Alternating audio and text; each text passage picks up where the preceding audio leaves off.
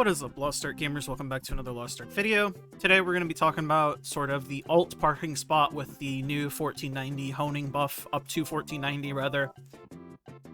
You can kind of see I've started slowly moving my Lopang army to 1490. Did my destroyer because it's 5x3 and I enjoy playing it. Did my gun lancer because it's a good chaos dungeon farmer, etc, etc. Eventually I'll do all of them, but for now, slow and steady. I'm on my war dancer because she's still 1460, and I'm going to use her to kind of show off the honing buff if you're not familiar, or if you've heard about it but you're not too sure what it means. So basically, level 18 relic gear, all level 18 relic gear is item level 1460, 2 more hones gets you to 1475, and then 19 to 20 gets you to 1490, so plus 15 item levels per hone. And you'll see up here, we now have honing success rate increases for level 18 to 19, and we have it also for 20, and we have material and gold cost reduction by 100%, and gold cost reduction by 100%, and materials by 40%. And it also reduces the amount of XP, so nerfs the amount of shards you need. Basically, if I were to click upgrade here, costs silver to upgrade, which is good, because silver is much easier to get than gold. If you ask me, at least. Some people might disagree, but in general, silver preferable to gold to use for honing, especially. We take a look at the weapon here.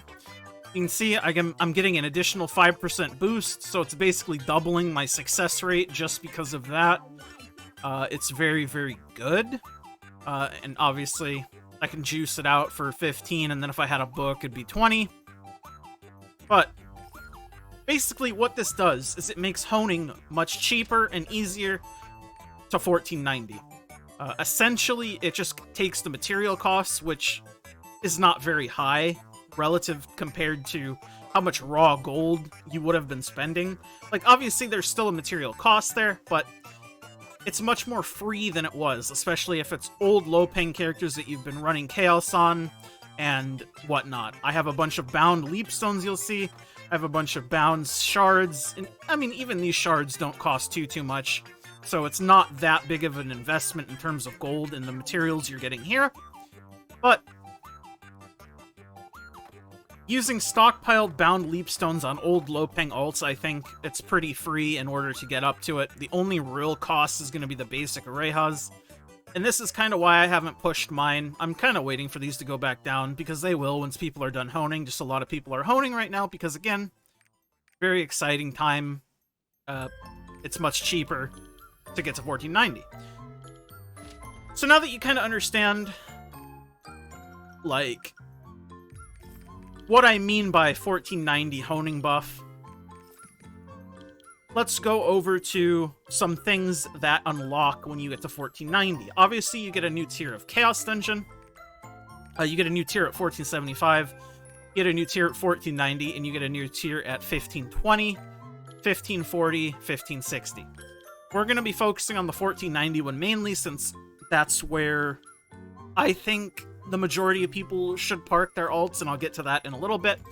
But I have a letter. Oh, I got some weekly bloodstones I should accept. Amazing. The next thing, the silver amounts for your Lopang Unas go up. They go up at 1490. So you get about a 10% increase in silver gain overall.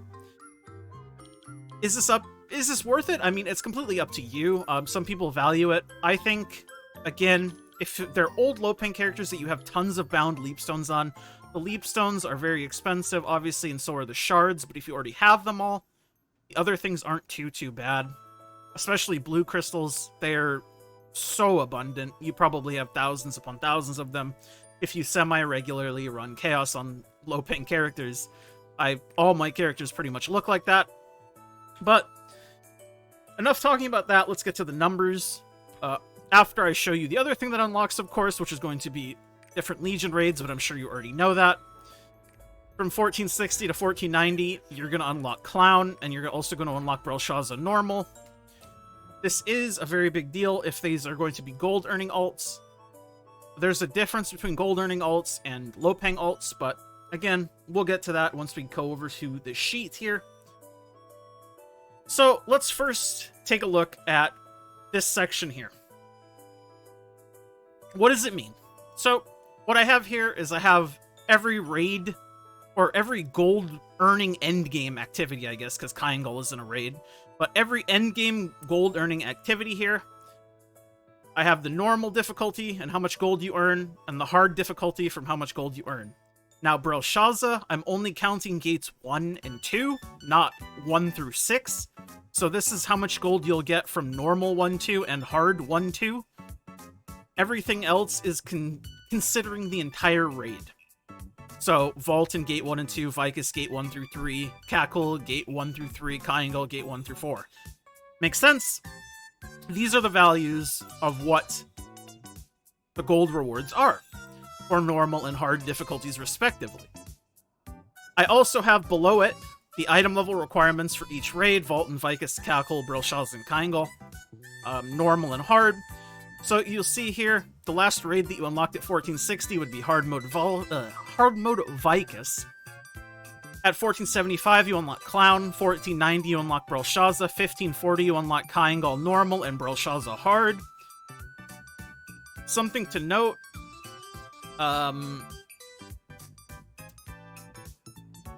I guess I'll talk about this sort of a little bit now. I don't know really where to fit this in, but I think if these are gold earning alts for you that you don't necessarily want to push as your main, but you just want to hone them as you have bound materials, I think 1540 is probably a good spot if you care about Kyangol at all.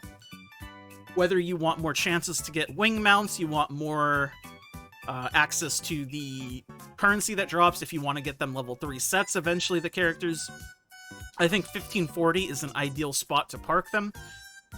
It also gives you access to running hard mode Belshazzar. You don't necessarily have to because you overgear normal so much at this point. Easy runs and it's only 1,000 gold difference. Again, it's up to you. The higher item level you are, the more choice you have, and that's the big thing you gotta remember. So over here, I have 3 different scenarios. So this is how much gold you're going to earn if you are 1475 and you ran Cackle, Vault, and then Vicus. Obviously, the highest amounts of gold, so hard mode Vault and hard mode Vicus and regular Cackle, you'd earn 12k gold from running these 3 raids. Something to also keep in mind, though, is how easy it would be to find a group. At 1475, finding a clown group, pretty much impossible unless you have friends. 1475, kind of hard to find a Vicus group at this point. A lot of people are looking for 1490 plus, 1500 plus. It can be kind of a pain to get your daily raid or your weekly raids done at 1475. Now, the new parking spot that I think is good is 1490. I have 1520 in parentheses here because you get 1520 for free, essentially, just by transferring your old relic gear into new Belshazzar gear. And the raids you'd be running at 1490 or 1520 would be Cackle, Belshazzar 1-2, and Vicus. Belshazzar normal 1-2, of course. So this would be earning you 13,500 gold, which is a little bit more than you were earning at 1475. But the biggest difference between the 1520 and the 1475, the ease of getting into raids.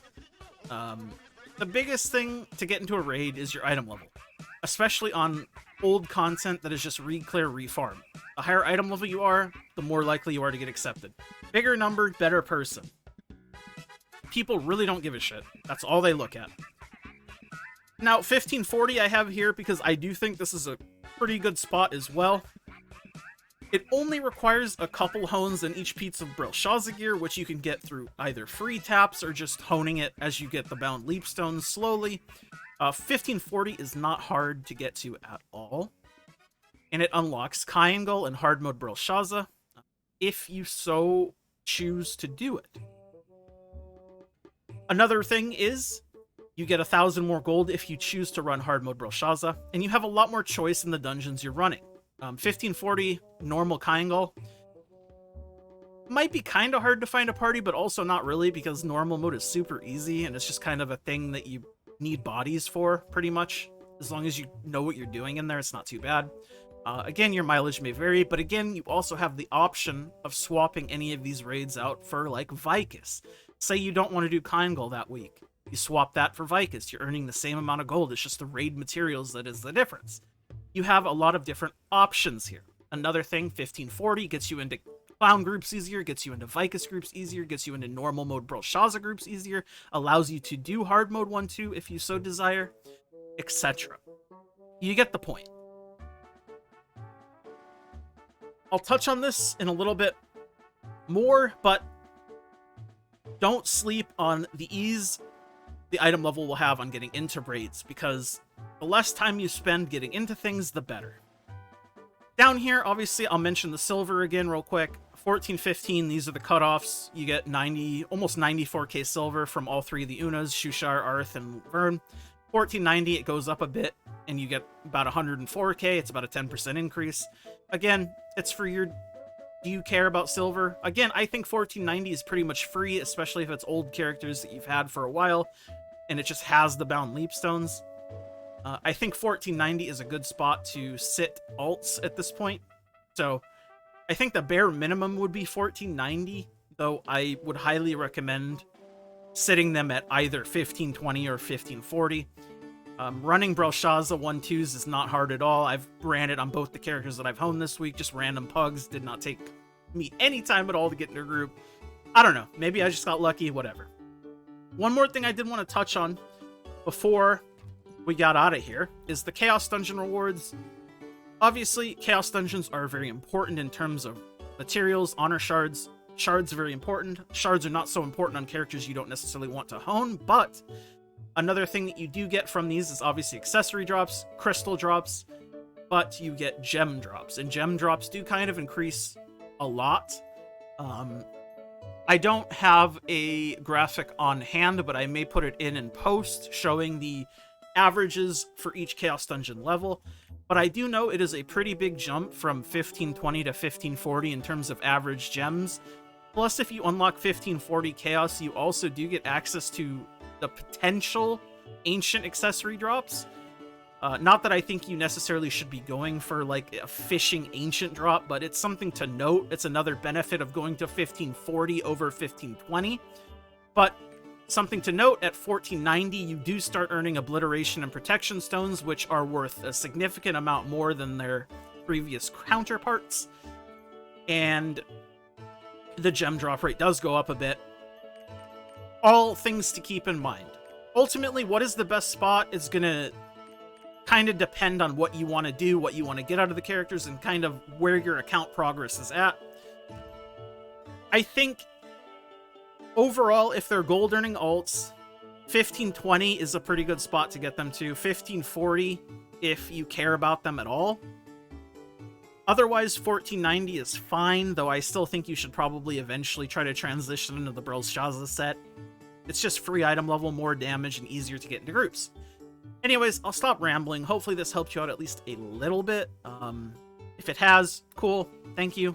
Thank you for watching. I'll see you guys all next time. Thank you to my YouTube members. As always, Blitzel Remix My Life. I'm Nufu, Arizike, Peachy for my tier 2s, and my tier 1s, it's Biscuits, Inder, Diz, Clouded, Dangerous, and Joxini. Thank you guys so much for your support. It means the world to me. XOXO Gossip Girl. Like the video, dislike, comment, all that good stuff. Subscribe, etc. Brother Chris out. Bye.